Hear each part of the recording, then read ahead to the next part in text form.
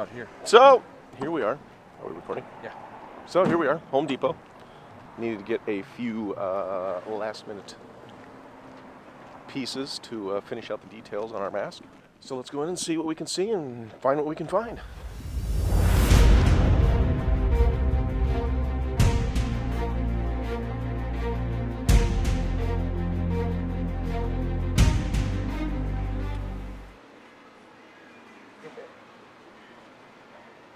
Look, it's a Ryobi catalog. I'm gonna grab one of these. Dave, ooh, gimme. I'm tired of sawing PVC. I'm getting one of these. A ratcheting PVC cutter.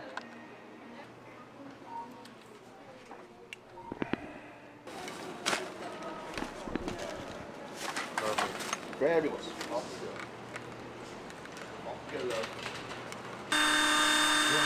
No, I'm kidding. I'll be back. All right.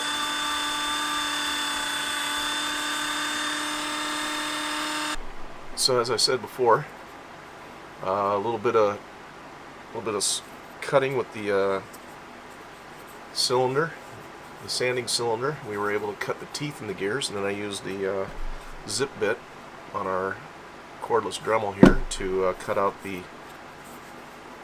holes around the center, give it a little more of a cog in the machine type of look. So we got the gears all done. We're going to just mount them on the blocks here. And just like that,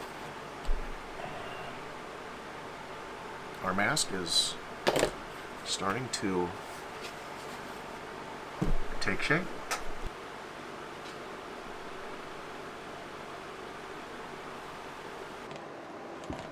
I'm going to make the cool stuff that makes up the details of the mask.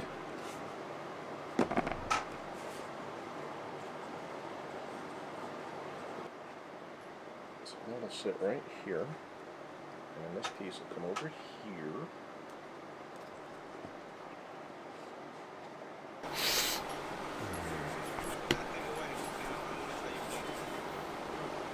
Little by little, she's coming together here.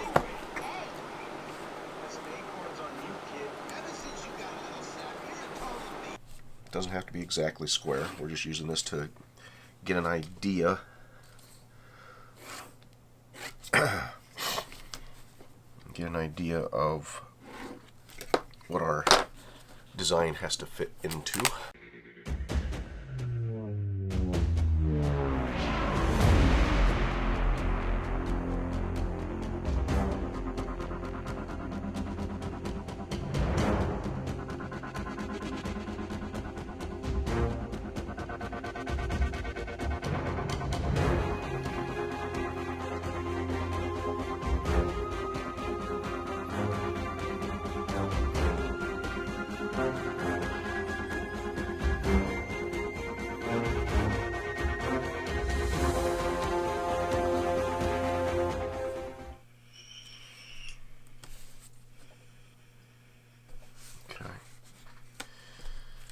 So, not too bad. I don't think the plastic in the center for the lamination will actually add too much to the bulk of it.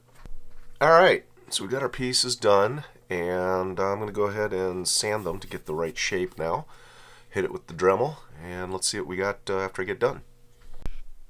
Alright, so if you all remember, we made a spring earlier, and we now have it in place.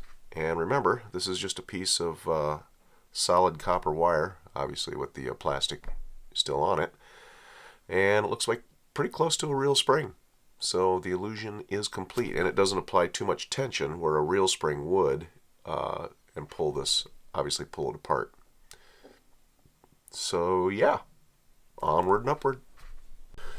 Alright, so I got my padlock finished here. I'm going to carve in a little detail on the bottom, make it look like there's a keyhole there, but that is ready to glue onto the mask.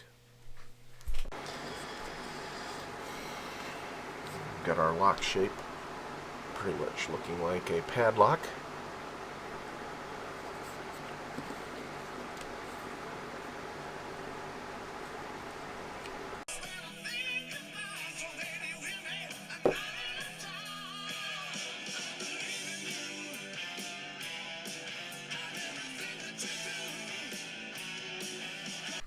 Okay, so as everybody can see, we've got our lock in place. We've actually created the calipers, and true to the function of the calipers, they're supposed to sit on these gears. And so many examples of this mask that I've seen, the calipers sit like off the gears. But in my mind, if you're going to do a prop, you know, make it look as close as possible to the real thing. So that's what I did. I actually put our calipers, or the release mechanism, whatever this is, with our spring, and it's actually attached to the gears, so it looks like it's ready for action. Just a few more details. We're going to put some cables on it, and a few more little details I'm going to carve into this thing, and then we'll be ready to move to paint. All right.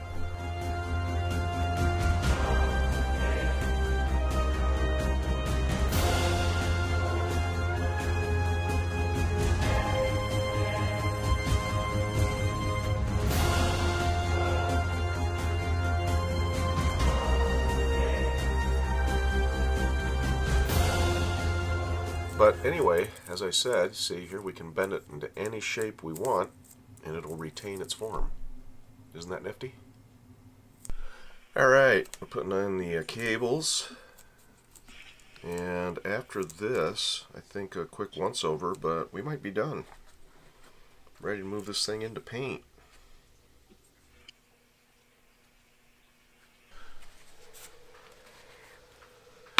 Alright everybody, so Jim here with Laughing Dragon Foundries. This concludes the build of our reverse bear trap mask from the movie Saw. For those of you who are Saw or horror fans, not our usual fare, but somebody got in touch with us and said, hey, can you build this? And of course, the question I asked myself was, hey, can we build this? Alrighty. As always, keep your glue hot and your hose high.